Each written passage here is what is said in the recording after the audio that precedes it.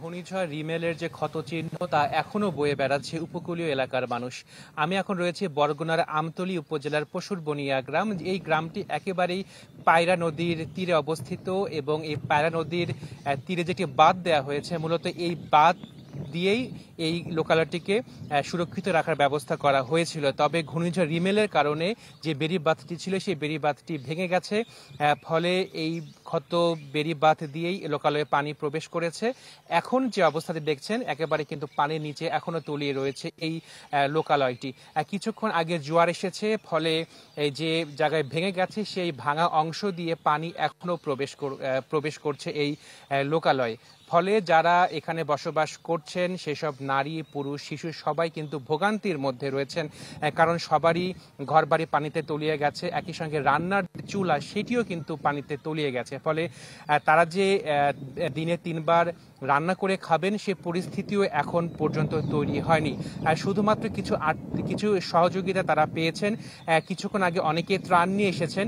সে ত্রাণের মধ্যে ছিল 1 প্যাকেট বিস্কুট, কয়েকটি মোমবাতি, খাবার স্যালাইন এবং দিয়াশলাই। মূলত এরকম তারা ত্রাণ পেয়েছেন। তবে আর্থিক যে সহযোগিতা তারা সেটি চাচ্ছে না এবং একই সঙ্গে ত্রাণও তারা চাচ্ছে না। এখানে যারা বসবাস করছেন তাদের একমাত্র দাবি হলো এরকম ত্রাণ বা আর্থিক সহযোগিতা দিয়ে নয়, তাদের যে বেড়িবাঁধটি আছে সেই বেড়িবাঁধটি যাতে স্থায়ীভাবে নির্মাণ করে দেওয়া হয়, তাহলে তারা ভবিষ্যতে যে ঝড়গুলো আসবে সেগুলো থেকে তারা সুরক্ষিত রাখতে পারবেন বলে তারা প্রত্যাশা করছেন।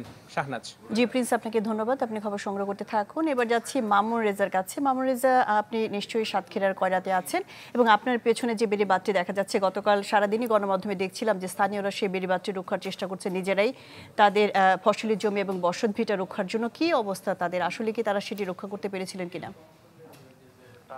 এই মুহূর্তে রয়েছে খুলনার কয়রা উপজেলার দশহালিয়া গ্রামে। এই গ্রামের বেড়িবাঁধের 3টি স্থানে গতকাল প্রায় 70 মিটার এলাকা ভেঙে গিয়েছিল এবং সকাল 8টা থেকে বেলা 11:30টা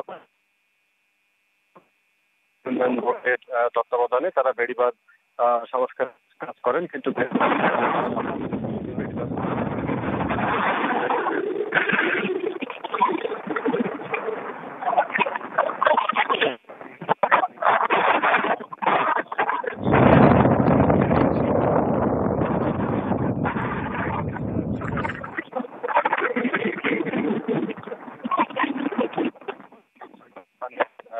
ভেঙে লোকালয়ে পানি ঢুকেছিল। অন্য জায়গাগুলোতে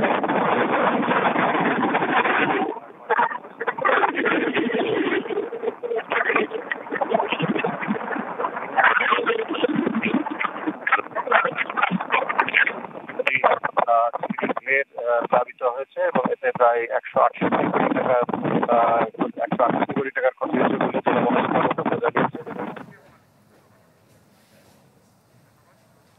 ধন্যবাদ মামুন রেজা। খুলনার কয়রা থেকে আমাদের সাথে যুক্ত হয়েছিলেন মামুন রেজা।